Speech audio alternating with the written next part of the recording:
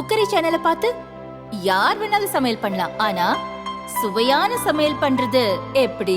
நான் இதயம் நல்லெண்ணெயில சமையல் பண்றேன். ஆஹா ஓஹோன்னு பாராட்டுறாங்க. நீங்களும் இதயம் நல்லெண்ணெயில சமையல் பண்ணுங்க, பாராட்ட வாங்குங்க.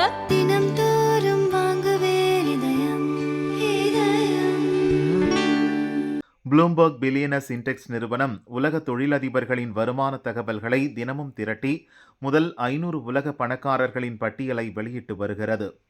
இன்றைய தேதியில் உலகின் முதல் பணக்காரர் அமெரிக்க தொழிலதிபரான எலான் மஸ்க். அவரது சொத்து மதிப்பு $447 பில்லியன்.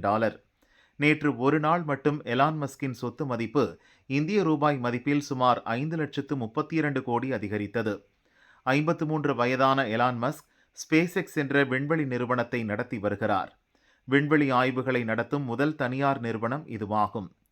தானியங்கி கார்களை தயாரித்து விற்கும் டெஸ்லா இன்க் நிறுவனம் செயற்கை நுண்ணறிவு தொழில்நுட்பங்களுடன் ரோபோக்களை தயாரிக்கும் XAI, எக்ஸ்தலம் போன்ற நிறுவனங்களையும் எலான் மஸ்க் நடத்தி வருகிறார். இதில் ஸ்பேஸ் எக்ஸ் நிறுவனம்தான் எலானின் சொத்து உயர்வுக்கு அதிக பங்காற்றி இருக்கிறது என ப்ளூம்பர்க் பில்லியனர்ஸ் இண்டெக்ஸ் தெரிவித்துள்ளது.